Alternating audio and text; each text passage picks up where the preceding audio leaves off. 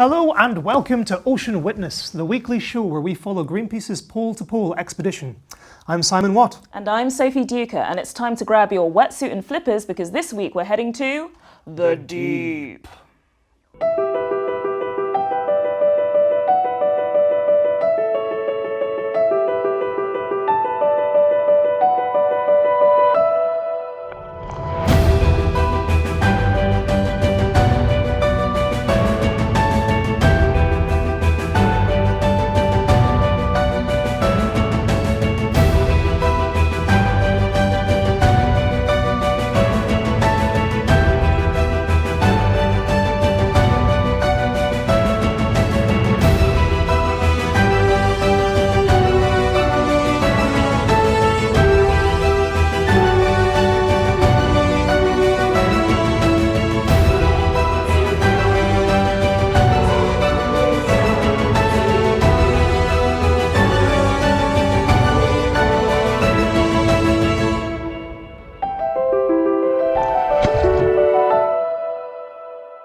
Did you know that I'm deathly scared of scuba diving? No. Yeah, I just feel a lot of pressure when I'm down there. Oh. Yeah. Surely nobody can accuse us of being shallow. On today's show, we'll be delving into some of the least understood places on the planet. Coming up, we'll meet a scientist who discovered an incredible underwater world called the Lost City. We'll travel to the Amazon Reef with Brazilian superstar Giovanna Lancelotti. And we'll bring you a wonderful short film by Mexican director Manolo Caro. But first, we're going to catch up with what the Greenpeace ships are doing in Antarctica right now. Do we have the webcam? Oh, it looks very imposing. Yeah, and quite stormy. I hope the weather's okay for them down there. We've also got a little video update from Will McCallum, Greenpeace's head of oceans, in a segment that I think we should call Where's Will? Hi, we got to the South Orkneys a couple of days ago.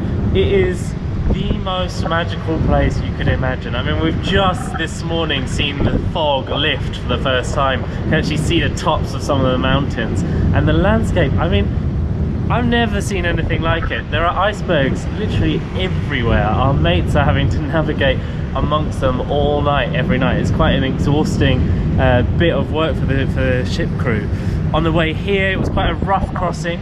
A few people were seasick, but when we arrived, we were treated to one of the most incredible sights of a pod of maybe 50 fin whales and humpbacks together blowing. And it was snowing down and the fog was down, and so mainly all you could do was just hear the blow of the whales, and then every now and then the snow would lift just enough that you could make out the mist rising from each of their backs way out into the distance. It was absolutely astonishing. We were there for a good hour just watching them. I take it back, that view looks absolutely amazing in that video. Yeah, it sounds like they got lucky. When you can see it, it's gorgeous. But now it is time to head to a magical place in the middle of the Atlantic Ocean, as my lovely assistant will now point out. Just here. Over 750 metres below the surface lies the Lost City. Let's take a look and meet one of the scientists that discovered it. It was the most exciting moment of my career. We've never seen anything like it before. It's a place that we think may be the origin of life on Earth.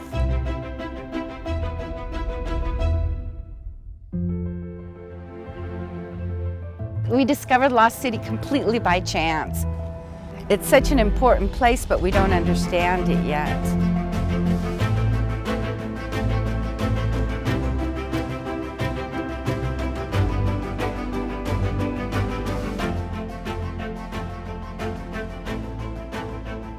If the Lost City was destroyed, it can't be replaced, and we truly won't know what we've lost.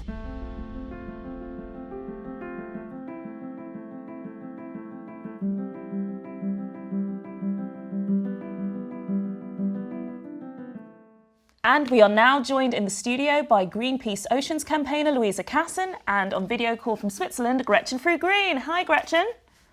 Hello. Hi. So you first discovered the Lost City about 20 years ago, almost by accident. Can you tell us about that, please? It was by accident. We were actually studying how this big mountain was formed, and we were doing a camera survey, and all of a sudden these white towers. At first it was corals, and then these white towers came on the screen. What was going through your mind? Well, we were at first very confused as to what we were seeing, but then we were very, very excited because we knew we were seeing something different, and we knew we were seeing what we call a hydrothermal field that had never been discovered before. I still get excited when I see the pictures of the towers, and I get astounded at the beauty of the underwater world at Lost City. And one of the things about Lost City that some biologists believe is that it could be the origin of life, and it could be a analog for how life could form on other planets like Mars or different moons, because these reactions with the mantle rocks are very special, and they create nutrients in the form of methane and hydrogen that microbes can utilize. So there are theories that places like Lost City could be the cradle of life. So they're not just of interest to conservationists, they're of massive interest to the scientific community as well. This is something they'd want to study and understand. Yeah. It sounds like a pretty fascinating site. What are the current threats to the Lost City? Well, Lost City is in an area that has been designated as a lease for exploration from the International Seabed Authorities. What's threatening Lost City is there's no true controls on or guidelines what these exploration companies can do. And if you go in and you have no control on the exploration or on the exploitation, then you could destroy something that took 30,000 to 100,000 years to build, and we don't really know the importance of it yet. Thank you so much, Gretchen. We'll see you later. Goodbye. Goodbye. Thanks very much. Now, Louisa, you are joining us because you've also been lucky enough to see the Lost City while you were in the Esperanza. Yeah, we sailed right over it, so it was deep below us, about a kilometre under the waves, but we knew that we wanted to put Lost City on the map. We knew that, this is a really powerful symbol of something that we need to protect. We need to come together and protect from the industries that are trying to plunder the global oceans, actually at a time of a climate and nature emergency. Okay, we've been talking a lot about protecting the Lost City. What would you say are the main threats to it? So the deep sea mining industry is something that not many people have heard of. It's not managed to get its claws into the ocean yet, but we know that a handful of governments and companies are really keen to send these industrial-sized bulldozers down to the deep ocean. And the machines themselves look sort of like if a child was to draw an evil machine. They're these huge bulldozers, they've got spikes on them, and the idea of them cutting and destroying bits of the deep ocean floor, particularly unique ecosystems like the Lost City, I think is something that we really need to be fighting against. So we're hearing from scientists that actually deep sea mining could cause unavoidable and irreversible biodiversity loss, and it could even stop the ocean from being able to protect us against climate change. So really not a good thing, and at the moment we're at quite a pivotal point because deep sea mining isn't happening anywhere. So we can actually force governments to make that decision, to face that public scrutiny of should they be protecting or do they want to carry on exploiting the oceans. Deep sea mining is like a threat on the horizon. It's not happening yet. Do we need it to happen? Absolutely not. We know that the ocean is facing more pressures now than at any other point in human history. Some mining companies are saying that they need metals and minerals found on the deep ocean floor, but no metals are worth destroying a unique ecosystem for. Or a lot of people have that drawer in their room full of old phones which are jam-packed full of these kind of metals. There's really low recycling rates for metals, and that's why we're calling on companies to do the more sensible thing of boosting recycling, finding more innovative ways of designing products that actually use materials more smartly and mean that we don't need to be going down to the deep ocean floor in search of metals. So that's the way we can all try and protect the ocean ourselves with recycling. But how will things like ocean sanctuaries help the deep sea? Deep sea mining is a really good example of where we have a so-called regulator that actually has never turned down a license application to start exploring for deep sea mining. Whereas if we have a strong global ocean treaty, that means governments can come together and put areas of the ocean like Lost City totally off limits to all sorts of direct pressures, and can actually raise the standards all across the global oceans for what kind of activities are allowed to take place. Thanks, Louisa, and you'll be back soon to answer some of our viewers' questions. Now, the Lost City is the kind of place that most of us can only ever visit in our imagination.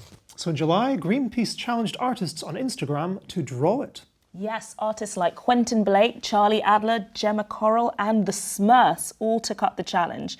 And while you enjoy these artworks, Simon and I will be creating our own artistic responses. And do please join in at home.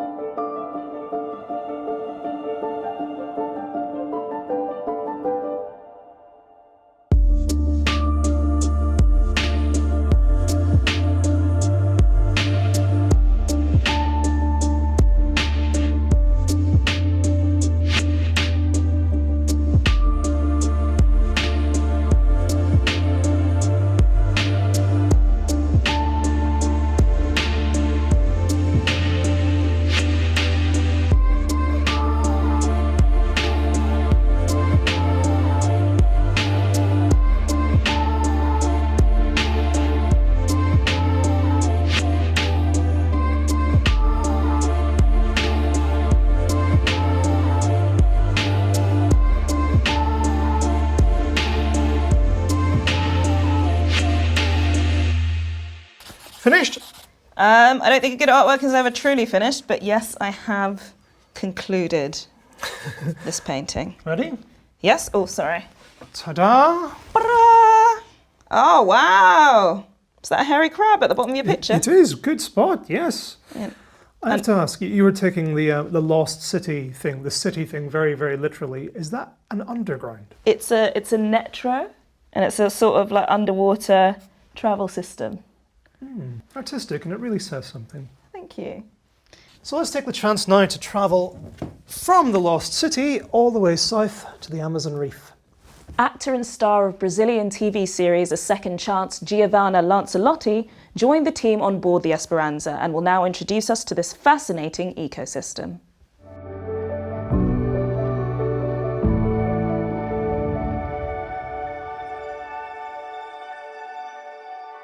Existe um mundo à parte, só revelado em 2016 por biólogos e cientistas, com inúmeras espécies que jamais imaginavam encontrar aqui, tão pertinho da gente. Um sistema recifal, carinhosamente chamado de corais da Amazônia. É como um longo corredor ecológico com grande biodiversidade, que vive a até 200 metros de profundidade com pouquíssima luminosidade, ao contrário do que se vê pelo mundo. Com estimativa de até 56 mil quilômetros quadrados só no Brasil, os corais da Amazônia podem ser um dos maiores do planeta.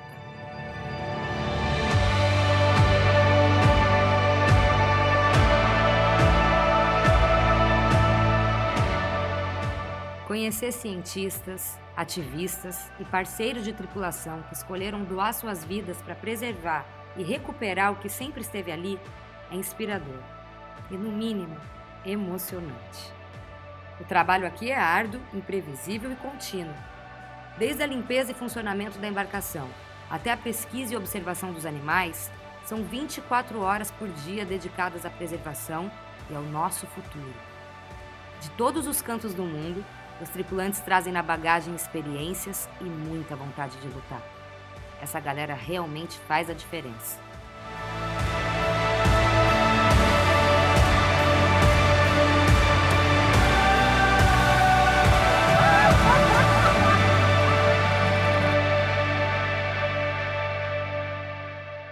A grande ameaça vem através da poluição e principalmente pela incansável busca de petróleo.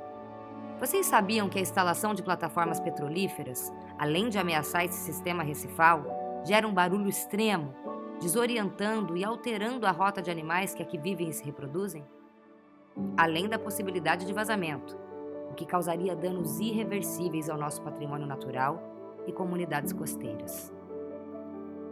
A queima de combustíveis fósseis aquece o oceano e o planeta, causando aumento da temperatura da água, o que resulta no branqueamento de corais e recifes, e assim, incapacitando-os de receber tanta vida.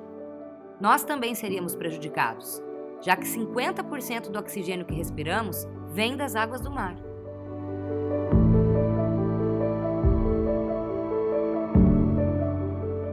O Greenpeace, junto com a ajuda de todos nós, já conseguiu com que 5 blocos de petróleo fossem retirados da região. Mas ainda temos muito a combater. 284 novos blocos estão sendo colocados à venda no Brasil, e muitos deles em cima dos corais da Amazônia. Você não precisa estar embarcado para ajudar os nossos oceanos. Você pode começar a fazer sua parte melhorando seus hábitos, responsabilizando empresas que provocam danos ao meio ambiente e pressionando os nossos governantes. Now, the images of the Amazon reef you saw in that clip weren't easy to capture because until this expedition, no human diver had ever descended to the Amazon reef. 6 divers on board the Esperanza travelled to the reef, and it was not an easy dive. So join us via video. We have Sophie Verne from Greenpeace in Paris. Hey, Sophie. Hi. Can you tell us why was this environment so challenging? It was an area where no dives have ever been done before by human beings, you know, and it's also an area where you have a lot of currents, a very poor visibility, all that kind of things. What were the specific safety precautions that you had to take for such a challenging dive? The divers were attached with a rope all together. To not be, because there's no visibility and they could not lost each other underneath. We had also, for example, an hyperbaric chamber on board in case of emergency, an accident of decompression, that kind of thing. So it's a decompression chamber to stop them getting the bends and things like that? Yes.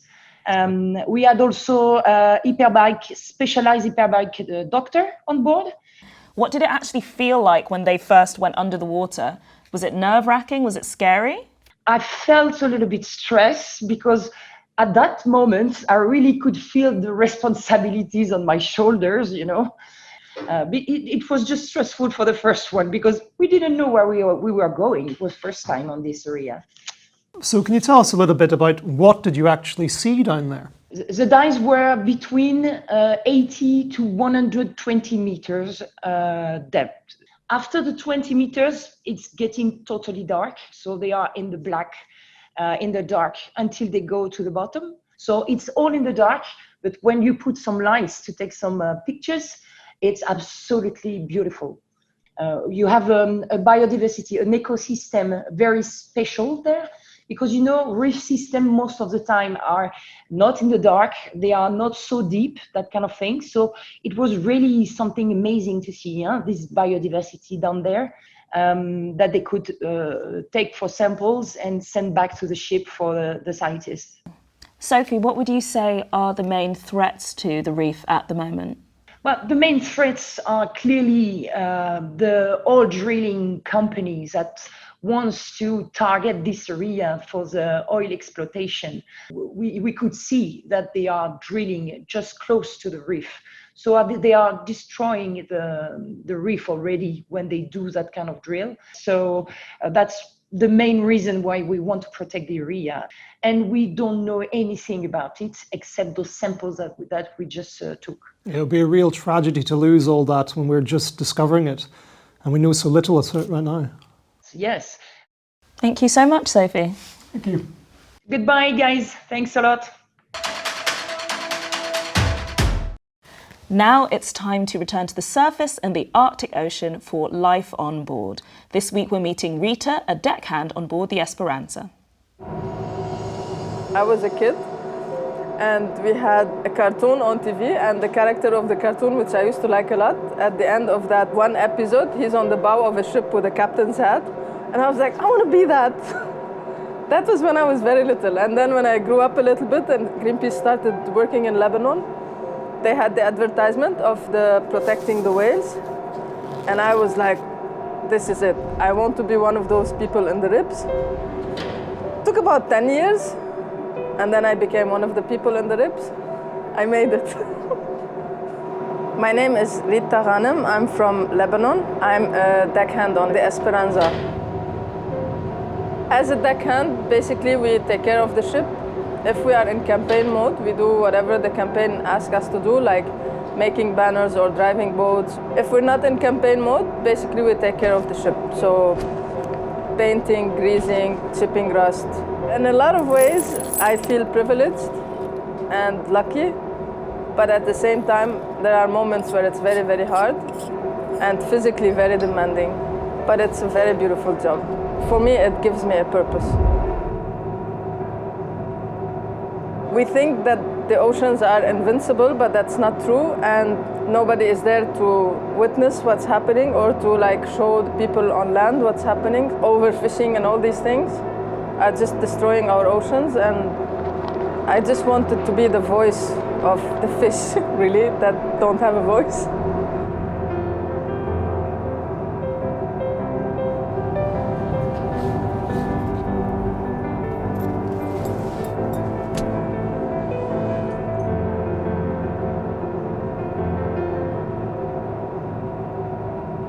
We do need to protect the oceans, and at least 30% of all our oceans and all our seas should be marine reserves if we want to have healthy oceans for the future generation.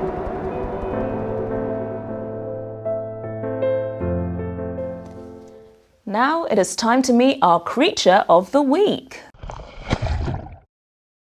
Simon, can you tell us a little bit about your friend here? Well, this is the scaly foot snail, and I think the name kind of says it all, and has so far only been found at 3 hydrothermal sites just off the coast of Madagascar. But it is unique because these sites are unique. It has an incredible biology. That shell you're looking at is literally ironclad. Like the ironclad snail, it sounds like something from Game of Thrones, doesn't it? Down at the bottom of the ocean where this lives, there is very little oxygen. And so this creature has got the biggest heart compared to its body size of any animal on the entire planet. Big-hearted and ironclad, what's not to love? Sounds like my type. And there's another thing which makes it unique. This is the first creature living on the ocean floor that has been declared endangered because of the threat of ocean mining. Even surveying some of these sites could kick up sediment that could potentially smother it and damage its home, the hydrothermal vent. I guess even if it's not the best looking of the underwater creatures, it is still valuable in the wider ecosystem. Yeah, we shouldn't be so shallow in the things we love. And in the deep, we definitely shouldn't be shallow. These things are gorgeous, if you ask me. Well, you heard Simon, let's do it for the snail. It might not be the prettiest creature out there, but sign the petition you can find either above or below this video.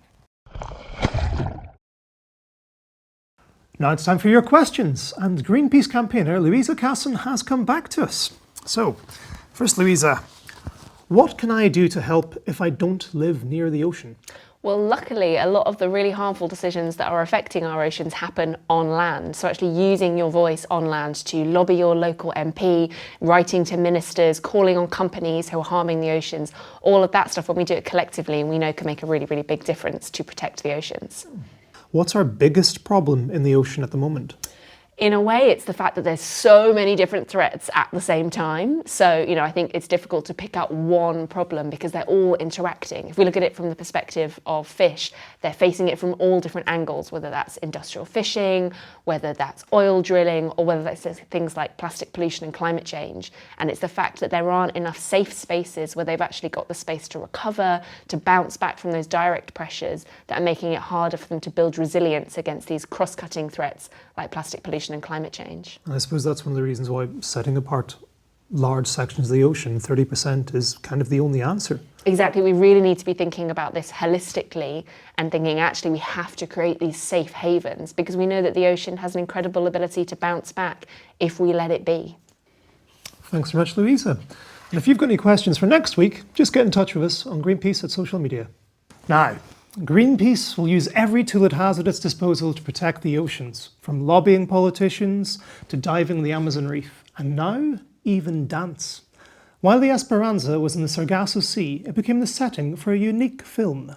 The Depths of My Memories is a collaboration between House of Flowers director Manolo Caro, star of Money Heist Pedro Alonso, and the English National Ballet's principal dancer, Isaac Hernandez. And I think you'll agree it is quite something to behold.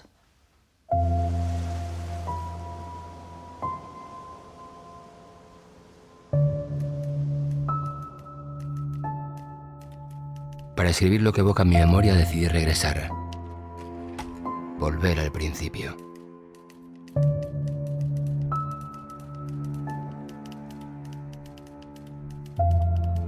Aquí y ahora. En la abrumadora inmensidad donde me encuentro. Reconozco el daño que te he causado.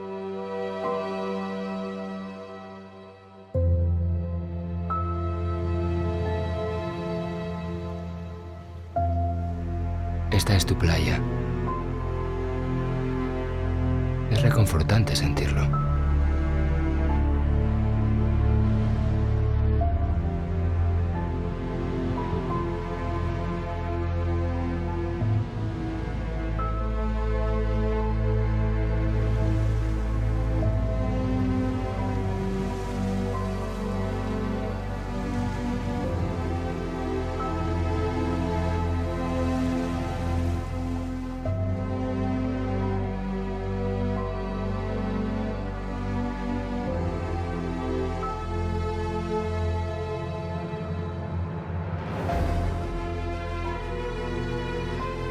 Y a pesar de lo poco que pueda ofrecerte, no hay amor donde no hay vida, que es lo que ahora tú arrojas.